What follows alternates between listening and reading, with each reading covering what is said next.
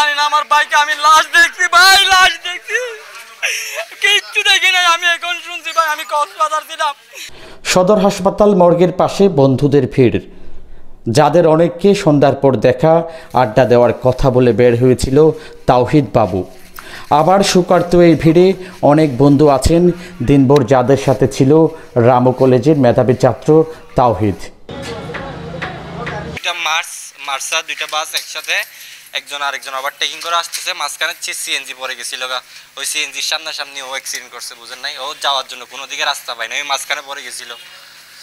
এভাবে বেপরোয়া গাড়ি চালায় হাইওয়ের মধ্যে বাসগুলো, এগুলোর জন্য প্রশাসনের কোনো একটা পদক্ষেপ নেওয়া অবশ্যই জরুরি। আমি আসার সময় ওদেরকে দেখছি, ওইখানে আসার সময় দেখি ডাক মারছি, বাসে আসে বলতেছে যে তাহিদ মানে এরকম মানে একটা অ্যাক্সিডেন্ট করছে, সিএনজি বলে ওভার স্পিড আসছে, আর বাসও ওভার স্পিড আসে, মানে সিএনজির সাথে সংঘর্ষ হয়েছে, মানে মারে উল্টাই ফেলছে বলো। দুইটা বাস আমরা এখানে যাই দেখতেছি আনতে আনতে হাসপাতালে দেখতাম মৃত্যু। কিন্তু সন্ধে না হওয়ার আগেই চিরদিনের জন্য বিদায় নিল বাবু। মঙ্গলবার বিকেলে রামুর চা বাগান এলাকায় মোটরসাইকেল নিয়ে ঘুরতে যায় তাওহিদ ও তার বন্ধু। তখন উল্টো দিক থেকে আসা দ্রুতগামী সিএনজির সাথে মোটরসাইকেলের সংঘর্ষ হয়। ঘটনাস্থলে গুরুতর আহত হলে বাবুকে উদ্ধার করে হাসপাতালে আনা হয়। ডাক্তার তাওহিদ বাবুকে মৃত ঘোষণা করেন।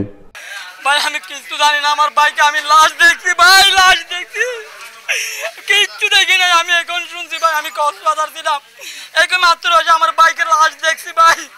রামু কলেজের দ্বাদশ শ্রেণীর ছাত্র বাবুর মৃত্যুর খবরে হাসপাতালে ছুটে আসেন তার বন্ধু ও স্বজনরা।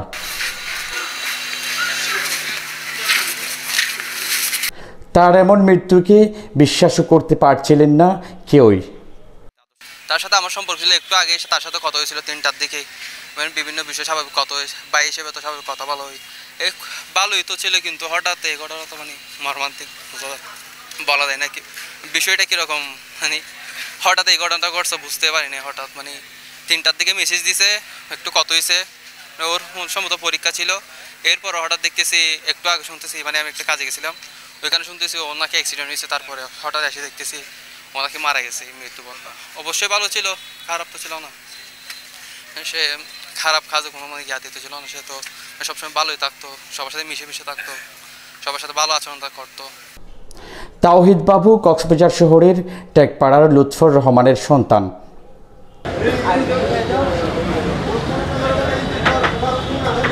তারেক হায়দার, প্রবাল নিউজ, কক্সবাজার।